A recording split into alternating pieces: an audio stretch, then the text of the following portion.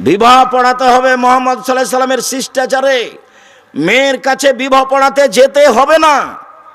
মেয়ের কাছে কুষ্টিয়া জেলাতে মেয়ের কাছে বিবাহ পড়াতে যায়, চ্যাংড়া ছুল্লু বরের কাছ থেকে দৌড়িয়ে উঠে যায় ওখানে।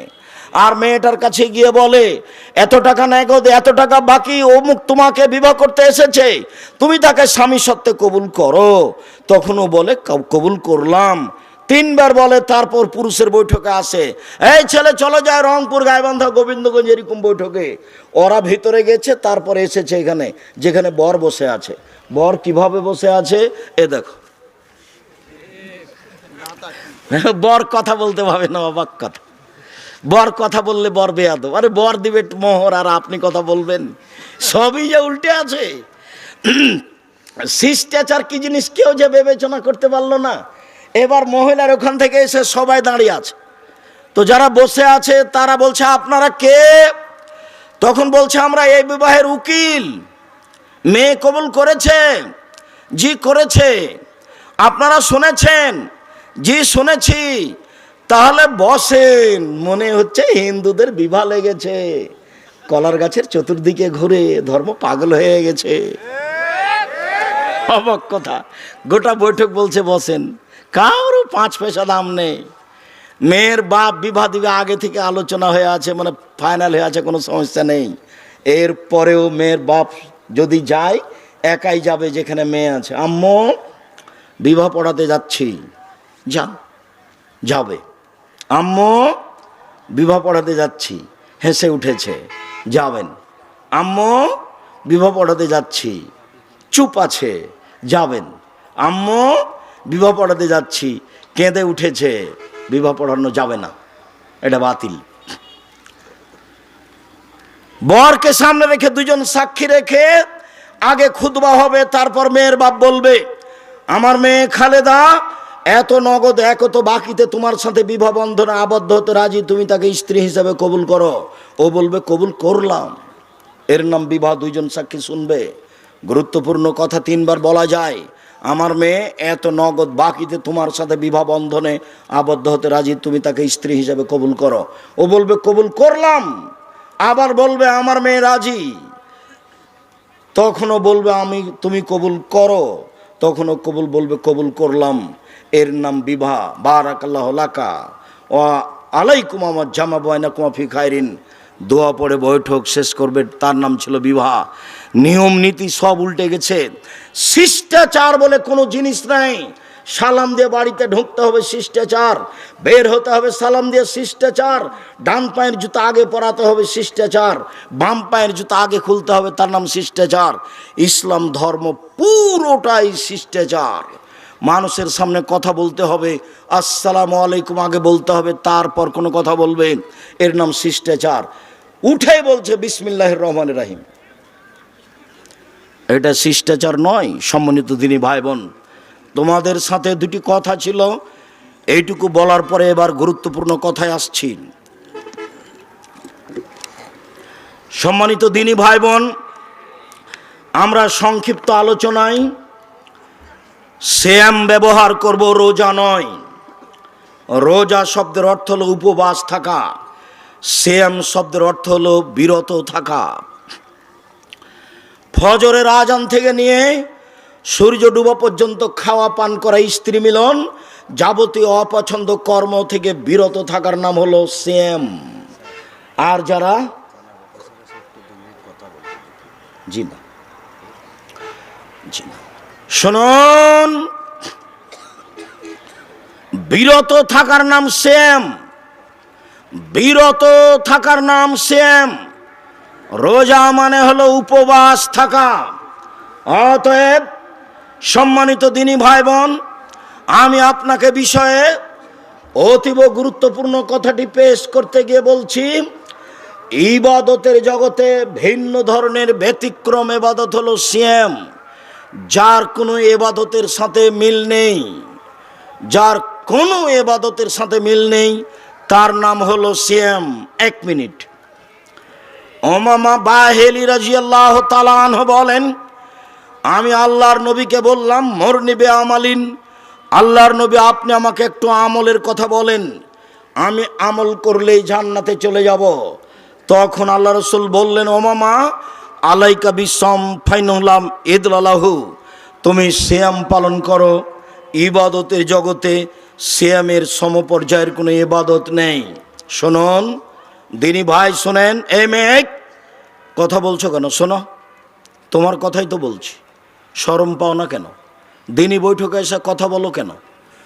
আপনি আমার দিনী বোন, আপনাকে আমি বলি, আর একজন মহিলা যদি আপনার গায়ের উপর দিয়ে উঠে চলে যায়, আপনি মুখ খুলবেন না, একবারে চুপচাপ থাকবেন, মুখখান বন্ধ করে রাখবেন। যাক, আর একজন আপনার গায়ের উপর দিয়ে চলে যাক, তবু আপনি মুখ খুলবেন না। এই ছেলে, এটার নাম সিয়াম, এটা হলো হজ। হজ এবাদত সিয়ামের সমপর্যায়, জি না। এটা হলো সিয়াম, এটা হলো সালাত, নামাজ। নামাজ হলো সিয়ামের সমপর্যায় এবাদত, জি না। এটা হলো দান, এটা হলো সিয়াম, দান সিয়ামের সমপর্যায়, জি না। এটা হলো কোরআন তেলাওয়াত, এটা হলো সিয়াম, কোরআন তেলাওয়াত সিয়ামের সমপর্যায়, জি না। আল্লাহর নবী মুহাম্মদ সাল্লাল্লাহু আলাইহি সাল্লাম না করে দিয়েছেন, ও মামা এবাদতের জগতে এমন কোন এবাদত নেই যেটা সিয়ামের সমপর্যায়ের হতে পারে। তাহলে এবাদতের জগতে সবচেয়ে দামি এবাদত কি? সিয়াম। আরেকটু, ও মামা বলছেন আল্লাহর নবী, আপনি একটা আমলের কথা বলেন তো নবী, যাতে আমি জান্নাতে চলে যাব। তখন আল্লাহ রসুল বলছেন, ও মামা তুমি সিয়াম পালন করো। ইবাদতের জগতে সিয়ামের মতো কোনো ইবাদত নেই। এটা হলো হজ, এটা হলো সিয়াম। হজকে বলা যাবে না এটা হলো সিয়ামের মতো, মানে এটা ভিন্ন ধরনের। দুইটা হাদিস গেল। তিন, আল্লাহর নবী বলছেন যখন মানুষ জান্নাতে ঢুকবে তখন সব দরজা থেকে ফেরেশতারা ডাকবেন। জান্নাতে একটি দরজা 8টি, জান্নাতে একটি দরজা 8টি, জাহান্নামে একটি দরজা 7টি, জাহান্নামে একটি দরজা 7টি। তো দানের জন্য একটা দরজা আছে, হজের জন্য একটা দরজা আছে, সালাতের জন্য একটা দরজা আছে, জাকাতের জন্য একটা দরজা আছে। যখন জান্নাতে ঢুকতে যাবেন তখন ওই দানের দরজা থেকে বলবে, আসেন আসেন আসেন, এই দরজা দিয়ে আসেন। যারা সালাত আদায় করেছে আসেন, এই দরজা দিয়ে আসেন। যারা সিয়াম পালন করেছেন এই দরজা দিয়ে আসেন। আল্লাহ রসুল বলছেন সিয়াম পালনকারীর শেষ ব্যক্তি ঢুকে গেলে এই দরজাটা ক্লোজ করা হবে, বন্ধ করা হবে, তখনও বাকি দরজা খোলা থাকবে। মানে হলো এই যে হজ পালনকারী সালাত আদায় করার দরজা দিয়ে ঢুকতে পাবে। মানে হলো এই, সালাত আদায়কারী ব্যক্তি হজের নামে যে দরজা আছে ওইটা দিয়ে ঢুকতে পাবে, তবে সিয়াম ছাড়া এই দরজা দিয়ে ঢুকতে পাবে না। ইবাদতের জগতে সবচেয়ে ভিন্ন ধরনের ইবাদত হলো সিয়াম। মনে থাকবে না মনে হয়? এই দরজা দিয়ে অন্য কেউ ঢুকতে পাবে না, শুধুমাত্র যারা সিয়াম পালন করে তারাই ঢুকতে পারবে। সম্মানিত দিনী ভাই বোন, রাসূল সাল্লাল্লাহু আলাইহি সাল্লাম বলেন, আল্লাহ তাআলা বলেছেন আদম সন্তানের সব নেকি 1 থেকে 10 বাড়ে। কেউ কোরআন মাজিদের আয়াত একটা পড়লো, এই ফেরেশতা এই 10 নেকি লিখো, বাড়াও 700 করো, আরো আরো আরো। এই ফেরেশতা শোনো, সালাত আদায় করেছে 10 লিখো, 700 লিখো, আরো বাড়াও বাড়াও বাড়াও বাড়াও। কাল আল্লাহ তাআলা, আল্লাহ তাআলা বলছেন ইল্লা সোম ফাইলুলি ওয়ানাজিবিহি, তবে শ্যাম, শ্যাম আমার ব্যাপার, প্রতিদান আমি দিব। রোজা আমার ব্যাপার, প্রতিদান আমি দিব। রোজা আমার ব্যাপার, প্রতিদান আমি দিব। শ্যাম আমার ব্যাপার, প্রতিদান আমি দিব। শ্যামের এরকম কোনো নেকি নেই। শ্যামের নেকি হলো জান্নাত। আপনাকে আমি 2টা হাদিস 1 মিনিট দেখাই, খুব খেয়াল করে থাকবেন। রাসূল সাল্লাল্লাহু আলাইহি সাল্লাম বলেন, মান সামা ইয়াওমান ফি সাবিলিল্লাহ বাদাল্লাহু ওয়াজহানি নারে সাবিনা খারিফা। কেউ যদি আল্লাহকে সন্তুষ্ট করার জন্য একদিন সিয়াম থাকে, জাহান্নামকে তার থেকে 70 বছরের দূরে সরা হবে। এই ছেলে, একদিন সিয়াম থাকলে আল্লাহর নবী নেকি পাবে কথা বললেন, না জাহান্নাম থেকে সরিয়ে দেওয়া হবে কথা বললেন? আল্লাহ রাসূল বলছেন, কে যদি একদিন সিয়াম থাকে তাহলে লোকটাকে জাহান্নাম থেকে 100 বছরের দূরে পথ সরিয়ে দিবেন। তো নেকি পাবে বললেন না সরিয়ে দিবে বললেন? আবার বলছেন, কে যদি একটা সিয়াম থাকে তাহলে তার মাঝে আর জাহান্নামের মাঝে ব্যবধান করা হবে গর্তের। গর্তটা হলো 500 বছরের পথ, আকাশ জমিনের পথ। মানে কেউ যদি সিয়াম থাকে তাহলে লোকটাকে জাহান্নাম থেকে 500 বছরের পথ দূরে সরিয়ে দেওয়া হবে। ফলাফল হলো সিয়াম থাকলে 2-4 নেকি হয় না, জান্নাত হয়। সম্মানিত দিনী ভাই বোন, এই ছেলে কি দিয়ে সাক্ষী জজের সামনে বলছে, আমি তাকে নিজ চোখে মারতে দেখেছি, অত যার নাম দেওয়া আছে 1 নম্বরে, মারামার দিন সেদিন রংপুরে ছিল। জজ জানে না আসল ঘটনা, উকিল জানে না আসল ঘটনা। কুষ্টিয়া জেলে শত মানুষ আছে 20-30 বছর থেকে ও জেলে, নিজেও জানে না আমি কেন জেলে। ও মাঝে মধ্যে ভাবে, আচ্ছা আমি জেলে কেন? গন্ডগোলের দিন তো আমি ছিলাম না। জজ জানে না ঘটনা কি, উকিল জানে না ঘটনা কি। দলীয় দাপটে যে সাজিয়েছে শুধু সেই জানে। দলীয় দাপটের লোকের জানা উচিত ফেরাউন ডুবে গেছে। ওর জানা উচিত ফেরাউন ডুবে গেছে। এর নাম ভালো আচরণ নয়। ধমক দিয়ে খেয়ে কোনো কাজ করার নাম ভালো আচরণ নয়। অসহায় মানুষকে উপেক্ষা করে চলার নাম ভালো আচরণ নয়। অসহায় মানুষকে ধাক্কা দিয়ে ফেলে দেওয়া, চলে যাওয়ার নাম ভালো আচরণ নয়। ভালো আচরণ কি জিনিস? পৃথিবীতে সবচেয়ে দামি জিনিস ভালো আচরণ। ভালো আচরণ কি জিনিস? পৃথিবীতে সবচেয়ে দামি জিনিস, যা দিয়ে জান্নাত কিনা যায়, সেটা হলো ভালো আচরণ। আয়েশা রাদিয়াল্লাহু তাআলা আনহা বলেন, আল্লাহর নবী বলেছেন, একজন পুরুষ তার ভালো আচরণ দিয়ে তাহাজ্জুদের নেকি অর্জন করে। একজন মানুষ তার ভালো আচরণ দিয়ে নফল রোজার নেকি অর্জন করে। দুটাই দামি জিনিস। নফল রোজা মানে জান্নাত, তাহাজ্জুদ মানে জান্নাত। তাহাজ্জুদ মানে দামি জান্নাত, জান্নাতুল ফেরদাউস। একটা হলো নফল রোজা, ফলাফল জান্নাত। একটা হলো রাতে তাহাজ্জুদ, জান্নাতুল ফেরদাউস, দামি জান্নাত। এই দুটা মিলে যা নেকি হবে, ভালো আচরণে তাই নেকি হবে। ভালো আচরণ কি জিনিস? ভালো আচরণ টিকবে না তোমার দল করলে। দল করলে আর একজনের বিরুদ্ধে বলতে হবে, তোমাকে তো বলতে হবে হবেই। চাঁপাইনবাবগঞ্জের ভাষাতে তোমার বাপকে বলতে হবে। কতদিন তোমাকে শোনালাম যে ওরা 2 বোন খুব সুন্দরী, মেধা ভালো, চালচলন খুবই ভালো, সবাই তাদের প্রশংসা করে। এক বোন আর একজন বোনকে ছেড়ে থাকতে পারে না। এক বোন পেশাব করতে গেলে আর এক বোন বলে মাকে, আম্মা খালেদা কোথায়?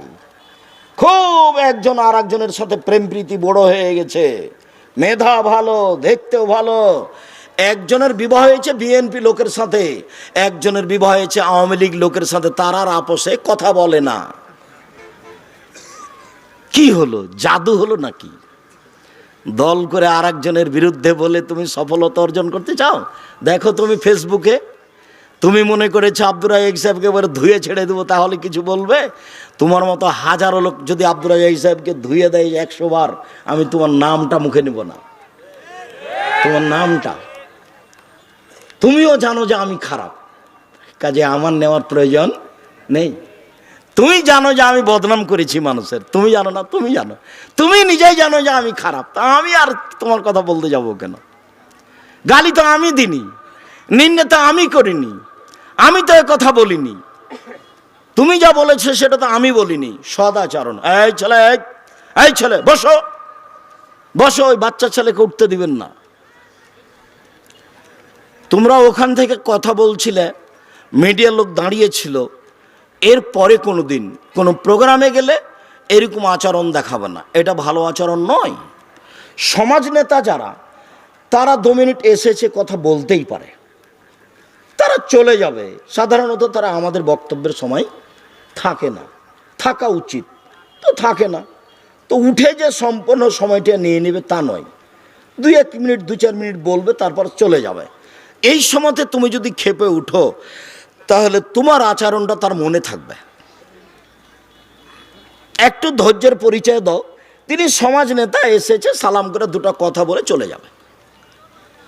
তুমি যেভাবে রিডি করে উঠেছ, আমি আব্দুর রাজ্জাক বিন ইউসুফটা, এটা তোমার কাছে আমি চাইনি, দুঃখিত,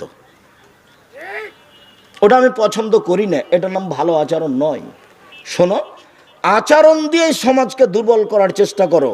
আরেকটা কথা মনে রেখো, অতীব গুরুত্বপূর্ণ, 2টা জিনিস দিয়ে ভাগ্যের পরিবর্তন করা যায়। 2টা জিনিস দিয়ে তাকদির কেটে আরেকটা লিখে নেওয়ার ব্যবস্থা করা যায়। 1, ভালো আচরণ, 2, দোয়া। করোনার সময়তে আমি বলেছিলাম, কারো যদি করোনা হয়ে যায়, আমি তার সাথে ভাত খেতে একসাথে প্রস্তুত, 1 প্লেটে। কারো যদি করোনায়, কেউ যদি করোনায় মারা যায়, আমি তার জানাজা দিব, আমি তার গোসল দিব।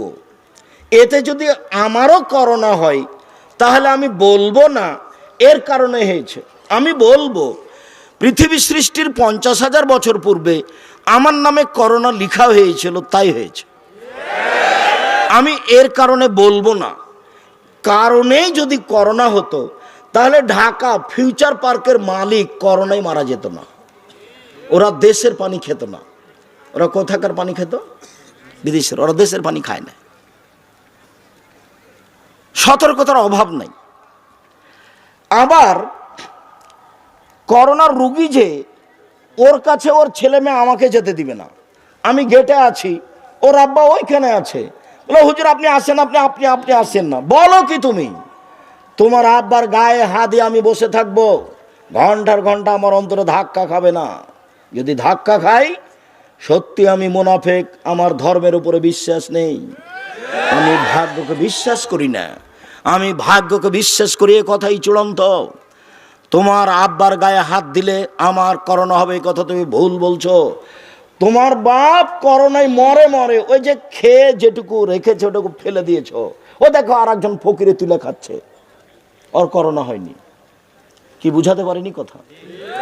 করোনার লোকটা খাওয়ার পরে যেটুকু আছে সেটুকু কি করেছে? ফেলে দিয়েছে। ওটুকু কে খাচ্ছে? ফকির, ওর তো করোনা হয়নি।